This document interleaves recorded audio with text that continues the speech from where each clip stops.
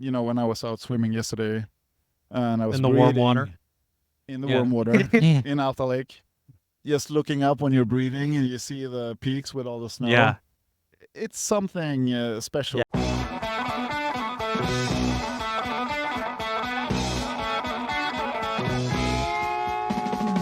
Welcome to the Low Tide Boys, a Swimrun podcast. I'm Chip.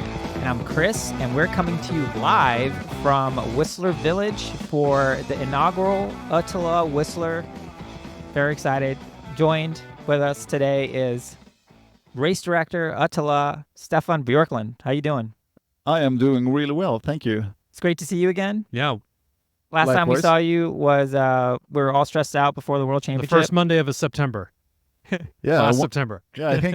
I think all the three of us were nervous and stressed out. Yeah. How did it go Fair for enough. your first Otillo World Championship? Like way better than expected, and we were really it wasn't the last race of the year, but it was also almost like closing the season. Yeah.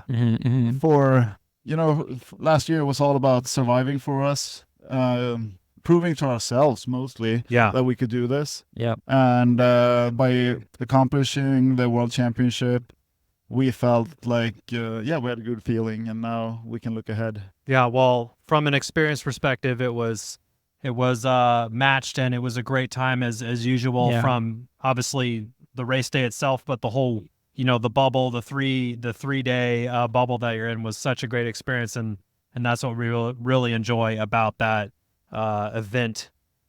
Besides the long fun day out there. Yeah, fun for everybody. Yeah. Well, we're really excited that you came out. You're actually racing Otillo Whistler, and this is your first swim run since how? Since when? Since 8 years back. Wow. Okay. And, How are you feeling? Did you do a little shakeout? You feeling? We did a little bit of a shakeout swim run yesterday, and lakes are warm. Warm? Yeah. Oh, compared to Sweden, I guess. Compared to Sweden. Yeah. It is I'm going to warm. keep telling myself that. Yeah, warm. The lakes And are warm. then, it felt good. I thought I was going to feel a little jet lagged more, Yeah. but I somehow got over it really fast. So Great. That's good. That's probably just the deep base of sleep dev and all the adventure racing you've done. You could just drop you anywhere. A couple hours, you're good. Yeah. Yeah, it was funny because my watch was just like, oh, you slept 4 hours and 5 minutes, and you recovered really well. Go out and do some intervals. I'm just like, Intervals? No, Wow. I'm not gonna do You're that. like, I'll save Sorry, that for watch. Sunday. Yeah. It's like, listen, Garmin, just tell me I'm detraining as Yeah. usual or something. Yeah, they always are very critical with Garmin's recommendations. But you've the Otillo season in Europe has kicked off. You're 2 races deep. Lars has been telling us you guys have been, hey, we're already 2 races ahead of you for the season, and this is excited to start the first one for the North American race series. Tell me about how the first few races have been for the Otillo Europe's race series. Well, Ute started off in June with. It was a weird week because when we got there, we had an amazing May with extremely hot weather for being in Northern Europe and Sweden especially. So water temps were actually like here now, 18 Celsius. Low 60s. Yeah, low 60s, and then the closer we got to race day, the temperature got lower and lower and lower. So I think we ended up around, like on the outside of Ute, around 10-ish Celsius, which is like that's brisk. 55-ish. Yeah, 55, 56. And then on the west side, it was a little warmer, around 14 Celsius. So Okay. So, but overall, we had, I think most people actually finished. We had 440 participants. Wow, nice. So that was like 20 less, or 30 less than last year, but Okay. still a good kickoff. And then we had Engadin. Also, And a little chilly. I saw that was a little bit chilly as well. Okay. Exactly. Also a little chilly. Air temperature was fine, but lakes were still cold. Switzerland's summer haven't really started yet. Normally, it's full on summer now in Switzerland, but it's been really rainy, and for you, seem like the news. It's Zermatt and Slovenia and all these places in Switzerland had floods. So we were lucky there was no rain on race day in Engadin, but we shortened some swims because of the cold water, and just to please more participants, especially in the sprint and experience. Yeah, Yeah. that makes sense. Makes sense. Yeah, I mean, I think, you know, swim run, you see it in the States coming here, right? It's like, we have 8-9 events. We're still trying to grow the sport. It's very important for people to have a good experience. We want them to have sort of the right type of experience. We want the level of difficulty, but we don't want people getting hypothermia. We want people to really have a great race experience. What do you think we should be doing more of, like in the US, to get people kind of more stoked for, like swim running is cold business. Like how do we help people get sort of prepared for the adventure here, do you think? I actually think like what happens between the races is the most important thing. Like on race days, and we're doing a really good job with social media. We have you guys doing the podcasts. Like around the events, there's a lot of media, and I think that we're doing that really well. But between the races, what swim run is missing compared to triathlon or running or whatever. There are all these triathlon clubs, running clubs where you can join and just go out for a Tuesday evening run with 20, 30, 40 fellows, and then just do an hour and a half training. And I'm thinking that's what's missing in swim run, not just here, in Europe as well. France is probably the country that's come the furthest with this.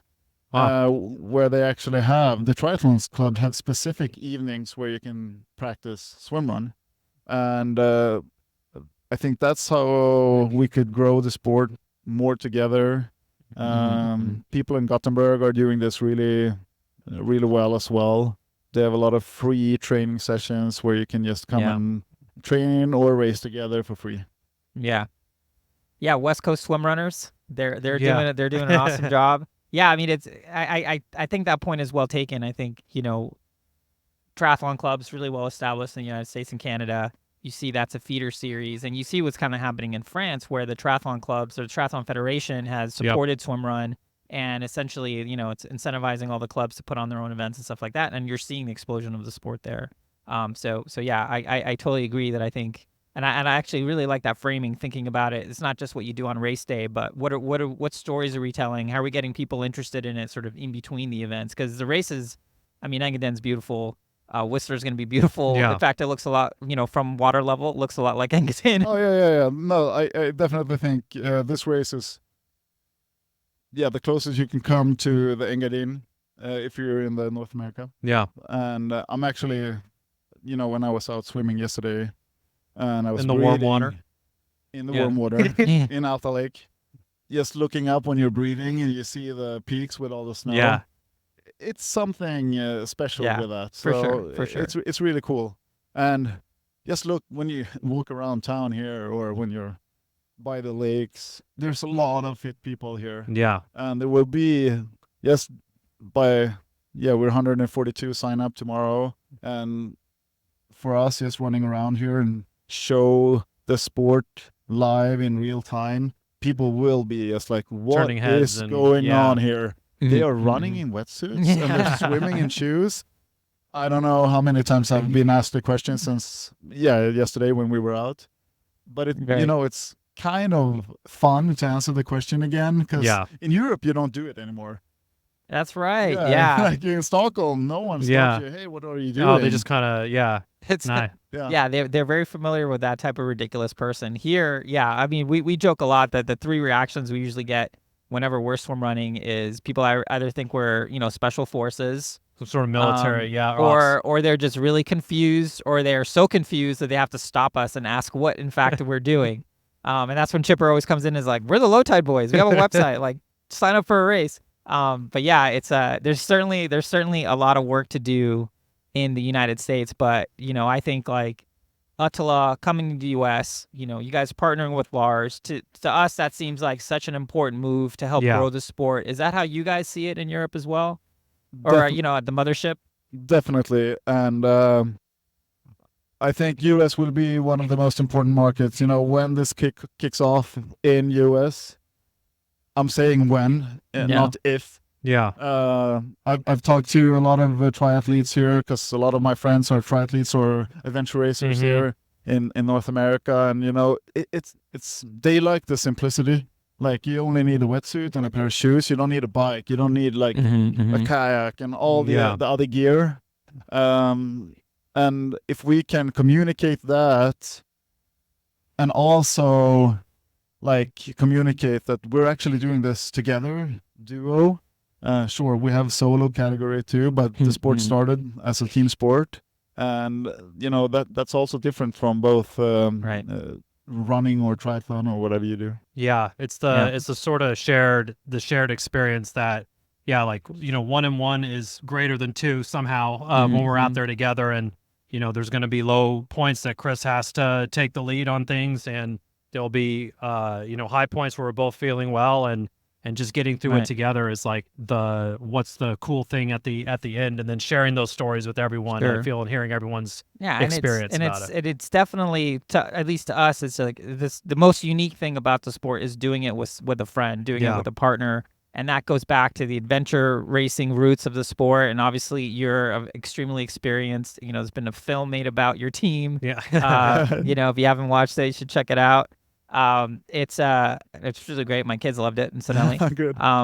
But yeah, so I think, like, for us, we're always trying to fly that flag. It's like, yes, you can do it solo, but try to find a teammate. Yeah. Try to do that, because it's, you know, it just makes it such a unique thing. And I think you're right. I think it's just a matter. It's not a matter of if. It's just a matter of when.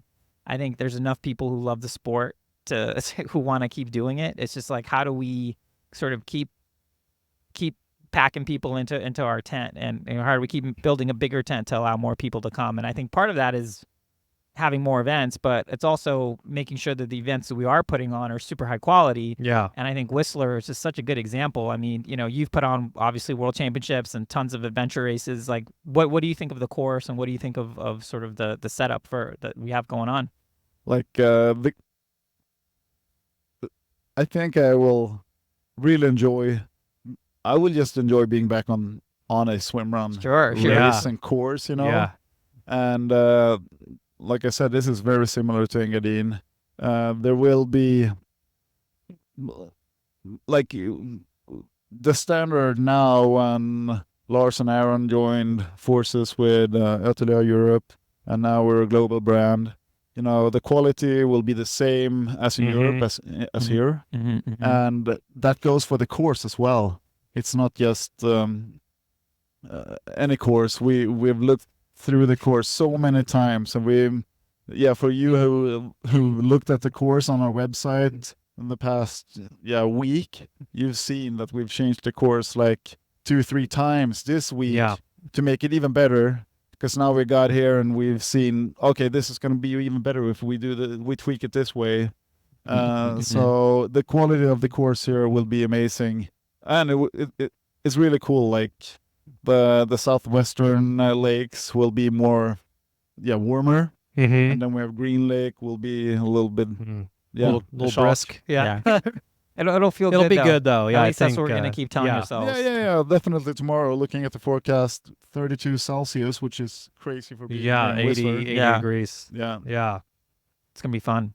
It's gonna be fun. It'll be a good time. Do you ever get nervous for these races anymore? At this point, you're just like cold as ice, no matter what. Well, I think it's a good thing to be nervous. So, sure, I'm always a little nervous, but you know, I'm nervous for different things now than I used to be. Back in the days, I was nervous about, what if I need to go to the bathroom, or what if I get tired, or what if I get cramp. Like, I don't get that type of nervous. It's more like, you know, I have personal goals that I want to reach, and did I do the right preparations, but it's more worrying and then being nervous. Yeah, not like crippled by fear. Yeah. Not like me before each world championship. First time because fear of the unknown. Second time is fear of the known. Because you do know what it is going to be like. Yeah, that's exactly like. Yeah. For sure. Exactly. And one thing that we really love that USA has taken on is the 3 race distances. I think that has really, we talk, how do you get more people into the sport? Well, the having some much more approachable entry level distance wise in terms of total kilometers raced is much more approachable for people. And we just love that's being applied throughout all the races here in the US. We ran into someone at one of our meetups today. He's racing with his 15-year-old son. It's like, oh, the previous distance was a little bit long for a 15-year-old, but now we have, 6 or 8 Ks. I don't know exactly what the experience is, but it's a good distance for people to kind of dip their toe on, and we know they're going to get hooked once they get that first one in. Yeah, definitely. And I actually met I was having ice cream here last night, and I was all branded with Otillo gear, of course. And nice. We had some people approaching, and Jonas is just like, I think they're coming to us. Do you know them? And it's like, no, I don't. And they was like, oh, Otillo, are you doing the race? And we're doing the race. Oh, it will be our first one. We weren't sure what we were going to do this year. We were looking at obstacle course racing and marathons and triathlons, but we wanted to do something different. And you found it. They found it. Yeah. Yeah. So they were excited. They were going to do the sprint course as their first discipline, or first entree. Yeah, exactly, first entree. And then hopefully because they were asking, like, when we've done this and if we like it, we would love to go to Europe. What race should we do? And so they were kind of already hooked. They're already hooked. Nice. On the idea. So hopefully when they have the experience tomorrow at the finish line, hopefully they will just sign up for another one. For sure. So, one thing that we love about Swimrun, obviously, it's the partner aspect, but it's also the community. And I think, you'll see it tomorrow. If you haven't seen it already, but it feels like exactly the same as in Europe, right? Mm-hmm. Everyone's super welcoming, super helpful. Everyone out there taking care of each other, taking care of the environment. And this is something, as the sport grows, this is a key thing that we want to hold on to, because it's just so great, so wonderful. So it's the friendliest sport. I forget who told us that, but it's like, it's the friendliest sport out there. Yeah. As a race director, besides just like creating the venue for people to be friendly and community oriented, like, is there anything that we can do to make sure that we kind of preserve that in the sport as it continues to grow? I think the most important thing is to spread the word. And because if we spread the word and spread the way we love the sport, people will be, they will feel welcoming or welcomed. Yeah. And just be when talking to people, be honest of what you think about the race, and tell them what's the difference between whatever other races you've done. Yeah. Because like you say, I think we have something special, and it's a mix of everything. It's the mix of happy and tired participants, and it's a mix of like my philosophy as a race director is that if we in the crew have equally as fun as the participants, then we will share the joy together in a different way, and in a good way. And that's what we're trying to create. And I hope and I think people see that we have a lot of fun together. And hopefully that people get hooked on that. Because to me, that's equally important as racing, Yeah. Yeah. I love it. I love thinking about it that way. It's like, hey, if we're having a good time putting on the race and we're sort of having a community spirit, like it sort of trickles down to the participants. It's like a halo effect to everything else on the out there. Yeah. And I love the sort of mantra of like, grow it how you want it to be grown, of like, you sort of have these folks in the community that are, like you have the team Envol that they're doing their thing and they're welcoming people. You have, everyone has their own little section carved out that are spreading the word, but there's still the similar, like, really good community thread throughout, but everyone's doing it at their own kind of little way in their own corner. And it's just, I think that's what's really helping preserve it. Yeah, exactly. And I think we all know, like, what what we like about it, Yeah. and if we try to share that with others, then we will grow eventually further and further.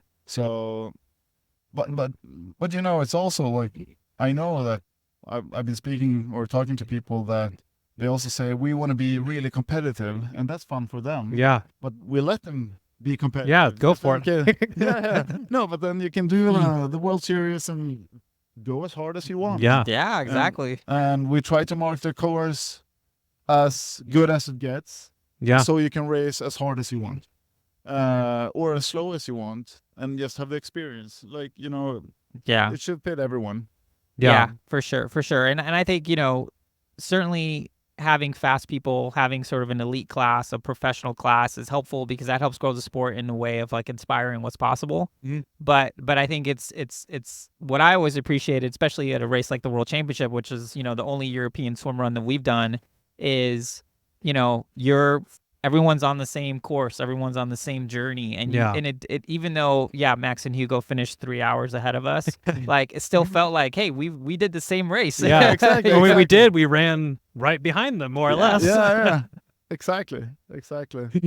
No, definitely, and that's really cool, especially if you're not racing to win. It's really cool to be on the same course that they are racing on. Yeah. And we start all together, and Yeah, it's great. It's fantastic. Yeah. It's fantastic. Yeah, so, you know, we have really high hopes for this race. We have, I think we mentioned it's like about 140 participants next year. I'm just going to put it out there. I think we're going to double that You because think people are going double? to see the videos, people are going to see the vibe, yeah. and it's going to be great. Now, last question for you, Staffan. Are you going to come to Casco? You got to do Casco Bay.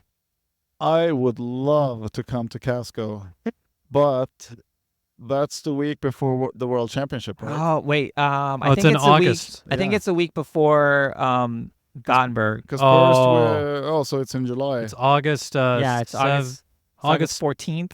It's the week something. after Gothenburg. Week 'Cause we after have, Gothenburg. Gothenburg on the 3rd, Yeah. and then we go home, and I guess then you we got a day prepare for job. the final 15 Yeah. and the World Championship. Right. Yeah, Yeah, 2 okay, races. fine. But All right. definitely Casco Bay is I guess like, if anyone gets a pass, I guess you can have the Yeah. pass. Valid, it's like my valid pass. busiest month, definitely. Or Yeah. the European business Sure. cruise busiest month for sure. But then Casco Bay, I was telling, some people were asking me which race would you choose if you didn't choose Yeah. Whistler. Yeah, Casco Bay Yeah. would be like on my list, because to me it's like it can't be more similar to Yeah. what Otillo is. Right. I mean, know. it's really one of the only races in the U.S. where you really get like the till Yeah. you know, into Yeah. it. So it's cool. But Staffan, thank you so much for taking the time to join us. We're very stoked to race with you tomorrow. We'll see you at the start, and then we'll see you a couple hours after you finish, most Yeah. likely. Definitely. But yeah, appreciate you taking the time and coming on. Thank you, and thanks for being here. Of course. Thanks, man. Sweet. Cool. Awesome. Get you out of